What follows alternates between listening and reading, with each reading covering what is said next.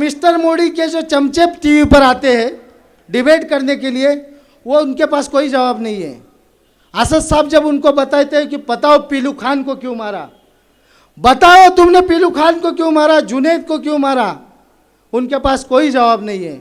वो सिर्फ एक ही बात बोलते हैं, हमने धारा 370 हटाया, राम मंदिर, बाबरी मस्जिद, अभी नया लाए ज्ञानवापी मस्जिद। इनके ज्ञान में इजाफा करने के लिए बता देता हूँ, ये टीवी पर जब डिबेट चलता है, धारा 370, बाबरी मस्जिद, राम मंदिर, जय श्री राम, विकास की कोई बात नहीं, तो मुझे जॉनी लीवर का एक पिक्चर याद आता है। अनिल कपूर उसमें हीरो है, जॉनी लीवर का पिक्चर है, उसका नाम है जुदाई। टीवी पर आप लोगों ने देखा होगा। उसमें जॉनी लीवर की जो बीवी है वो गूंगी रहती है, गूंगी, वो कुछ नहीं बोलती। उसको कुछ भी पूछा तुम्हारा नाम क्या है, अब्बा डब्बा चब्बा। तुम्हारे बाप का नाम क्या है, अब्बा डब्बा चब्बा। तुम्हारे माँ का नाम क्या है, अब्बा डब्बा चब्बा। तो टीवी का डिबेट भी ऐसे ही है, उनको कुछ भी पूछो तो ये 370, राम मंदिर, बाबरी मस्जिद, ज्ञानवापी मंदिर, अब्बा डब्बा चब्बा, अब्बा डब्बा चब्बा, इनके पास कोई जवाब नहीं। ये भारतीय जनता पार्टी और महाराष्ट्र की हुकूमत वो जॉनी लीवर की बीवी बने कि कभी महक की तरह हम गुलों से उड़ते हैं, कभी धुएं की तरह बादलों से उड़ते हैं। ये कैंचियां हमें उड़ने से खाक रोकेंगी कि हम परों से नहीं हौसलों से उड़ते हैं, कि हम परों से नहीं हौसलों से उड़ते हैं। यकीनन हौसला अगर साबित कदम रहेंगे और हौसला सादिक होगा तो यकीनन इमदाद गैबी भी हमारे साथ होगी। इसी पैगाम को आगे बढ़ाते हुए मैं हमारे दोस्त एडवोकेट अमोल कामले साहब, जो इस शहर के AIMIM के जनरल सेक्रेटरी हैं और 2 साल से जब भी कोर्ट में खालिद गुड्डू की तारीखें होती है वो कांधे से कांधा मिलाकर खड़े रहते हैं, पूरी ईमानदारी के साथ अपना काम कर रहे हैं। इस्तकबाल कीजिए इस नौजवान का जो बड़ी हिम्मत का मुजाहरा करते हुए हमारे साथ कांधे से कांधा मिला के डटा हुआ है।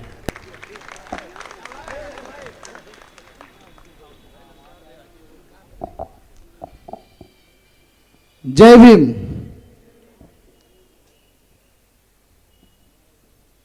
मंच पर उपस्थित देश के संसद रत्न, बैरिस्टर, खासदार, हमारे दिलों की धड़कन असदुद्दीन ओवैसी साहब, आपका भिवंडी में वेलकम है। पहले तो जोर से ताली बजाइए कि असद साहब का वेलकम भिवंडी करे। हमारे महाराष्ट्र के शेर, औरंगाबाद के खासदार, जिनकी रिक्वेस्ट पर यह सभा हो रही है, मैं इम्तियाज़ जलील साहब का तहे दिल से शुक्रिया अदा करता हूँ कि उन्होंने असद साहब को यहाँ तक लेके आए। मैं इम्तियाज़ जलील साहब का यहाँ का जनरल सेक्रेटरी होने के नाते उनका भी शुक्रिया अदा करता हूँ।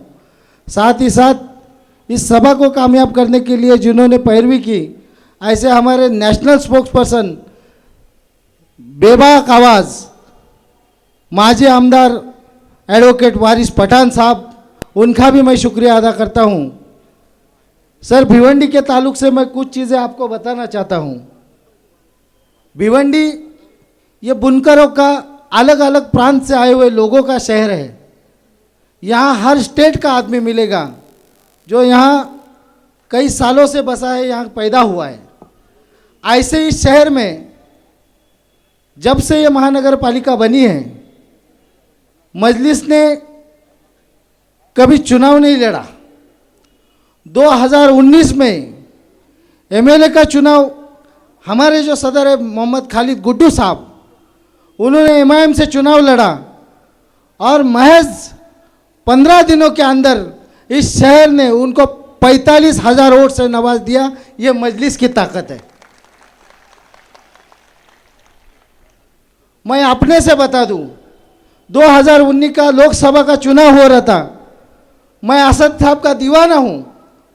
मैं उस भीड़ में इस स्टेडियम के आखिरी सीढ़ी पर बैठा था और सुन रहा था। और इस 2 साल के दौरान आज मैं असद साहब के सामने बैठकर यहाँ भाषण कर रहा हूँ, ये मेरी खुशकिस्मती समझता हूँ। मैं इसके लिए आप सभी का शुक्रिया अदा करता हूँ। काम करने वालों की जमात है मजलिस। मजलिस काम करने वालों का नाम है। डरने और घबराने की कोई ज़रूरत ही नहीं है। जो लोग ये समझते हैं कि एक शख्स को उठाकर जेल की सलाखों के पीछे डाल दो तो तुम्हारा काम आसान हो जाएगा, तो नहीं होगा। बाबा साहब के संविधान में इतनी ताकत है कि हर इंसान को इंसाफ दे सकता है। उस इंसाफ की लड़ाई लड़ने का काम यहाँ खड़े होकर हर आदमी करने की कोशिश कर रहा है। मैं खालिद गुड्डू के परिवार की हिम्मत की दाद देता हूँ। मैं आप सभी कार्यकर्ताओं की हिम्मत की दाद देता हूँ। भिवंडी शहर में कांग्रेस, एनसीपी और कोणार्क आघाड़ी, ये 3 यहाँ की लोकल, कोणार्क आघाड़ी जो पार्टी है उसके 4 कॉरपोरेटर है सर। वो 4 कॉरपोरेटर को कांग्रेस के 47 नगर सेवक चुन के आए। वो 47 में 18 लोगों ने उस कोणार्क को सपोर्ट किया और उसको महापौर बनाया, और उसके साथ बीजेपी के 12 लोगों ने उसको समर्थन किया, और उस 12 लोगों ने मिलकर, और उसमें से 18 जो कांग्रेस से चुनकर गए थे, इन लोगों ने मिलकर यहाँ का महापौर बनाया।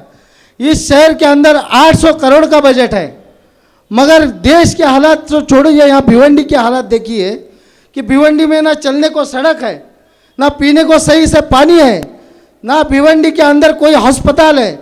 एक लौता हॉस्पिटल है इंदिरा गांधी हॉस्पिटल, जो खुद वेंटिलेटर पर है, जहाँ लोगों का इलाज क्या होगा, उसका इलाज एक ही आदमी कर सकता है, और वो मजलिस का कैंडिडेट कर सकता है, असद साहब ही कर सकते हैं।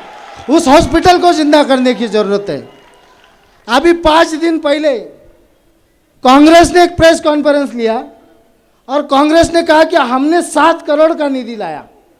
दूसरे दिन एनसीपी के लोगों ने एक प्रेस कॉन्फ्रेंस की, उन्होंने कहा कि हमने 7 करोड़ का निधि लाया। वो दोनों में लग गया मुर्गियों का झगड़ा। वो बोले मैंने लाया, मैंने लाया, मैंने लाया। वो बोलता है मैंने लाया, मैंने लाया, मैंने लाया, मगर मिला किसी को नहीं है। वो खुद ही खा गए, खा खा के टर हो गए। एक छोटी सी कहानी मुझे याद आ रही है। एक गांव के अंदर एक किसान है, किसान, उसने सोचा कि एक बकरी पाल लूं और उस बकरी का दूध मिलेगा तो मेरे बच्चों को पिलाऊं। बकरी को वो दिन भर चारा खिलाता, वहाँ पर बांधता, रात में देखता तो दूध की थैली भरी हुई रहती थी, सुबह आता था तो दूध की थैली खाली रहती थी। उसके बाद उसको लगा कि बीवी ने दूध निकाल लिया। बीवी से पूछा, बीवी ने बोला मैंने तो नहीं निकाला। दूसरे दिन फिर दिन भर चारा खिलाया, रात में देखा दूध की थैली भरी हुई है, सुबह उठकर देखा तो दूध की थैली खाली है। 8 दिन का यही मामला चला, समझ में नहीं आ रहा था कि दूध गया किधर। तो उन्होंने तय किया कि हम रात भर जागेंगे और देखेंगे कि दूध की चोरी करता कौन है। तो वो दोनों रात भर जागे तो पता चला कि वो बकरी खुद का दूध खुद ही पी रही है। तो यही हालत इस शहर की है। कांग्रेस और राष्ट्रवादी ये दूध पी रहे, मलाई खा रहे, मक्खन खा रहे, और शहर की जनता भूखी है, बेबस है, लाचार है। इसको बदलने की जरूरत है या नहीं है? क्या इसको बदलने की जरूरत है कि नहीं है? अगर इसको बदलना है तो किसको चुनकर लाना है? पतंग को कामयाब करना है, असद साहब को कामयाब करना है, इम्तियाज जलील साहब को कामयाब करना है। यहां इनको चुनकर लाया किसने, यह भी एक सवाल है। यह जो खिचड़ी यहां पर बनी है, भिवंडी महानगर पालिका की जो खिचड़ी बनी है, उस खिचड़ी को बनाने वाला कौन है? हम ही लोगों ने वोट दिया, इन्हीं लोगों को वोट दिया, तब जाकर इस कॉरपोरेशन के अंदर वो बैठे और उन्होंने यहाँ का माहौल खराब कर दिया। इस देश की नहीं तो ये भिवंडी की तो हालात खराब कर ही दी है। हम यहाँ पर अपने हक के लिए लड़ेंगे और भिवंडी को इंसाफ देने की कोशिश करेंगे। और इस कांग्रेस, एनसीपी, शिवसेना और बीजेपी की जो खिचड़ी महानगर पालिका में बनी है, इस खिचड़ी को हटाएंगे और एमआईएम की अभी बिरयानी बनाकर लोगों के अंदर बांटेंगे, अच्छा विकास देंगे। देश के अंदर क्या है, महाराष्ट्र के अंदर क्या माहौल है? वारिस पठान साहब को, असद साहब को जब मैं टीवी पर डिबेट करते हुए देखता हूं, ये यहाँ पर बात करते हैं कि जीडीपी इतना नीचे गिर गया। असद साहब बोलते हैं कि जीडीपी नीचे गिर गया, लोग बेरोजगार हो गए, 45 साल में जितनी बेरोजगारी आनी थी उसके नीचे चली गई।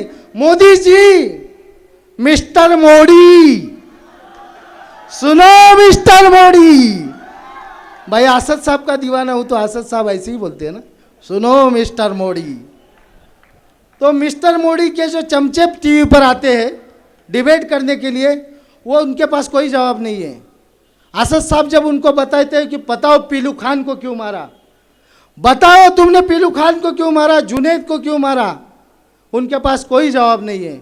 वो सिर्फ एक ही बात बोलते हैं, हमने धारा 370 हटाया, राम मंदिर, बाबरी मस्जिद, अभी नया लाए ज्ञानवापी मस्जिद, इनके ज्ञान में इजाफा करने के लिए बता देता हूँ। ये टीवी पर जब डिबेट चलता है, धारा 370, बाबरी मस्जिद, राम मंदिर, जय श्री राम, विकास की कोई बात नहीं, तो मुझे जॉनी लीवर का एक पिक्चर याद आता है। अनिल कपूर उसमें हीरो है, जॉनी लीवर का पिक्चर है, उसका नाम है जुदाई। टीवी पर आप लोगों ने देखा होगा। उसमें जॉनी लीवर की जो बीवी है वो गूंगी रहती है, गूंगी, वो कुछ नहीं बोलती। उसको कुछ भी पूछा तुम्हारा नाम क्या है, अब्बा डब्बा चब्बा। तुम्हारे बाप का नाम क्या है, अब्बा डब्बा चब्बा। तुम्हारे माँ का नाम क्या है, अब्बा डब्बा चब्बा। तो टीवी का डिबेट भी ऐसे ही है, उनको कुछ भी पूछो तो ये 370, राम मंदिर, बाबरी मस्जिद, ज्ञानवापी मंदिर, अब्बा डब्बा चब्बा, अब्बा डब्बा चब्बा, इनके पास कोई जवाब नहीं। ये भारतीय जनता पार्टी और महाराष्ट्र की हुकूमत वो जॉनी लीवर की बीवी बने। आपको अगर बेबाकी से इस सवाल को पूछना है, कहाँ है मेरा रोजगार, कहाँ है मेरी शिक्षा, कहाँ है मेरा एजुकेशन, कहाँ है मेरा अस्पताल, कहाँ है मेरा संवैधानिक अधिकार, तो आपको संविधान रक्षक को बैरिस्टर असदुद्दीन ओवैसी साहब को कामयाब करना पड़ेगा, उनकी पार्टी को कामयाब करना पड़ेगा, यहाँ के मुकामी लोगों को कामयाब करना पड़ेगा। जो लोग काम करेंगे वो पार्टी में है, यहाँ मौजूद है, जो काम नहीं कर रहे वो घर पे अपने बवासीर का इलाज कर रहे। तो काम करिए, अपने अपने वार्डों में मेहनत कीजिए। और इसी के साथ मैं अपनी बात को रखता हूँ। आप सब बेताब है, मैं खुद भी बेताब हूँ बैरिस्टर असदुद्दीन ओवैसी साहब को सुनने के लिए। सर फिर से एक बार जय भीम, थैंक यू।